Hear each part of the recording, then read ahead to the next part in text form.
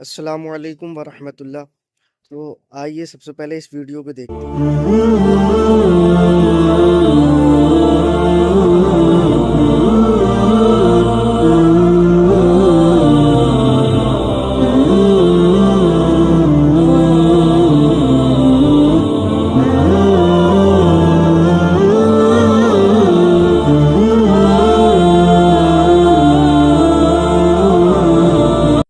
تو آپ نے اس ویڈیو میں دیکھا کہ کیسے بچے اپنے ماں باپ کو مار رہے ہیں، پیٹ رہے ہیں۔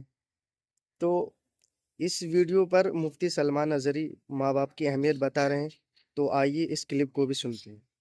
اللہ فرماتا ہے تمہارے رب نے یہ فیصلہ فرما دیا کہ تم اللہ کے سوا کسی کی عبادت نہ کرو اور اپنے والدین کے ساتھ اچھا سلوک کرو۔ وَبِالْوَالِدَيْنِ احسانا، والدین کے ساتھ اچھا سلوک کرو۔ اچھا سلوک کا مطلب کس طرح سے بتایا گیا؟ اما یبلغن عندک الکبر احدہما او کلاہما فلا تقل لہما اف، ان دونوں میں سے کوئی ایک بڑھاپے کو پہنچ جائے یا دونوں بوڑھے ہو جائیں۔ توجہ نوجوانوں، ماں باپ میں سے کوئی ایک بوڑھا ہو جائے یا دونوں بوڑھے ہو جائیں، اللہ فرماتا ہے اب ان کو اف تک نہ کہنا۔ فلا تقل لہما اف، اف تک نہ کہنا۔ ولا تنہرہما، اور نہ ہی ان کو جھڑک کر بات کرو۔ وقل لہما قولا کریما، جب ان سے بات کرو تو نرم انداز میں بات کرو۔ جس نے اپنی ماں سے یا اپنے باپ سے سخت لہجے میں بات کیا، اس نے اپنی پچھلی کی ہوئی ساری نیکیاں ضائع کر دیا، اس کی نیکیاں ختم کر دی گئیں۔ اس کے رزق سے برکت اٹھا لی جاتی ہے جو اپنے والدین سے سخت لہجے میں بات کرتا ہے۔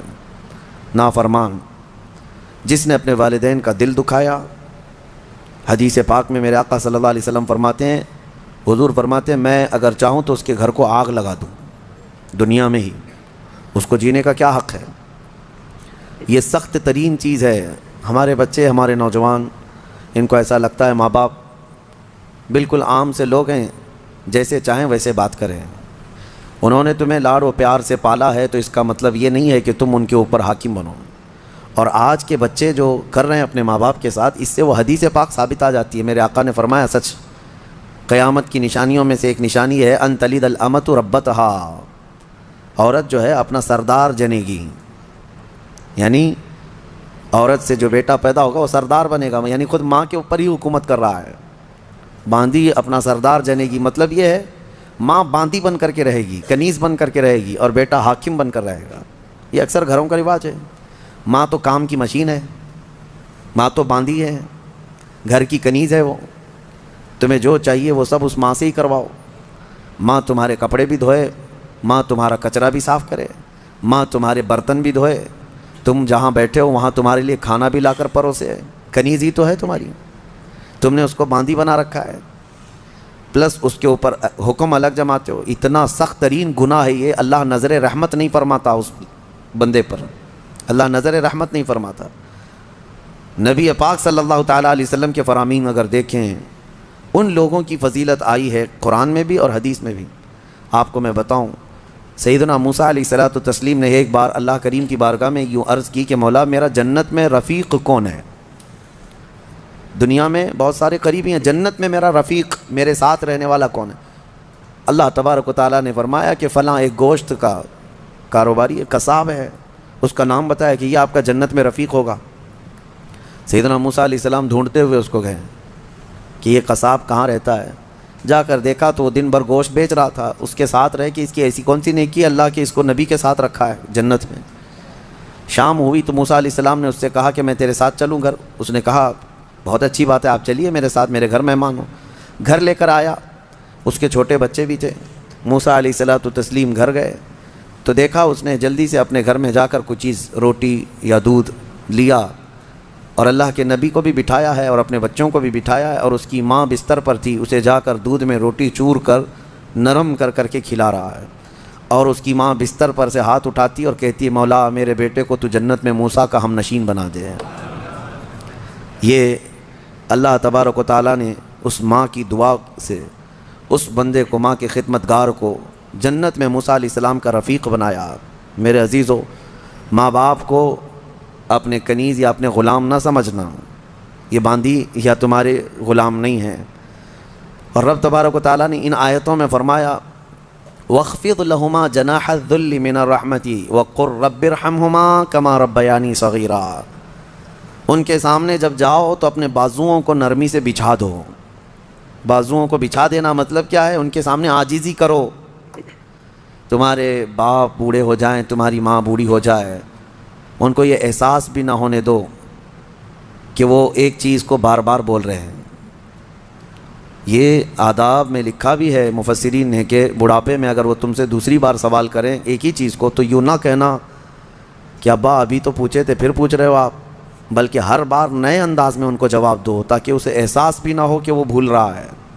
یہ حقیقت میں فرمانبرداری ہے بچوں کی، ورنہ دنیا پرست آج ایسے ہو گئے ہیں کہ نعوذ باللہ من ذالک، ماں باپ کو وہ دیکھنا بھی پسند نہیں کرتے، بات کرنا بھی پسند نہیں کرتے۔ کتنے بوڑھے ایسے ہیں، کتنے بوڑھے ایسے ہیں۔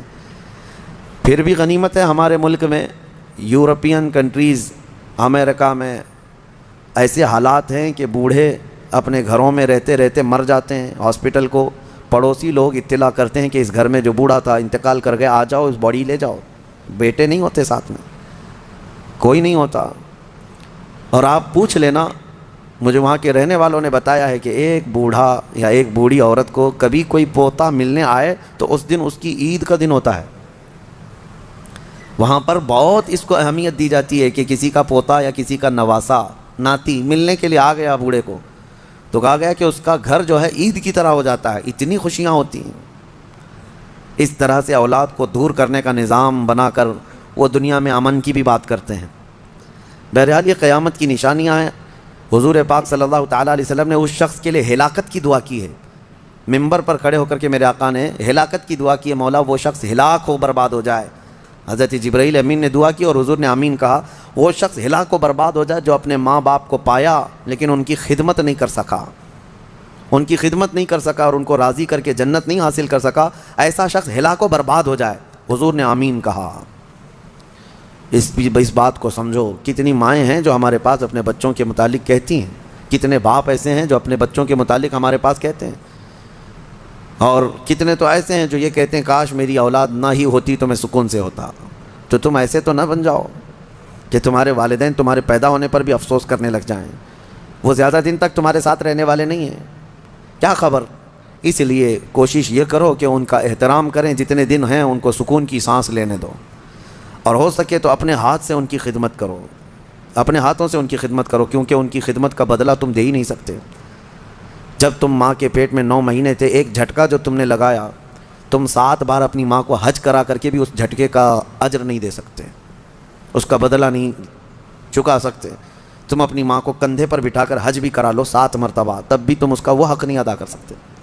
بہت بڑا عظیم حق ہے، اور کتنے ہلکے میں دھڑلے سے نوجوان اپنی ماؤں کو گالیاں تک دیتے ہیں، نعوذ باللہ۔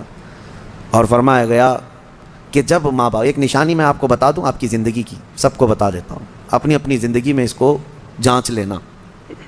ابھی کل ہی کی بات ہے، میرے سامنے ایک بات آئی تھی، تجربے کی ہے اس لیے میں آپ کے سامنے کہہ رہا ہوں۔ اللہ ایسا ہرگز نہ ہونے دے ہمارے گھر میں، جس دن ماں اور باپ بیٹے سے بات کرنے میں ڈرنے لگ جائیں کہ پتہ نہیں بیٹا ناراض نہ ہو جائے، فرمایا گیا اس دن اس کے رزق کے دروازے بند ہو چکے ہوں گے، اس کی برکت کے دروازے ختم ہو چکے ہیں۔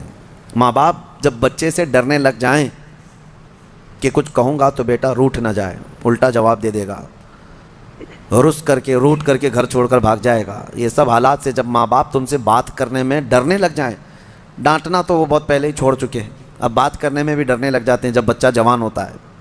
اصل خدمت اور اصل فرمانبرداری یہی ہے کہ تم جوان اور طاقتور ہو اور وہ بوڑھے ہو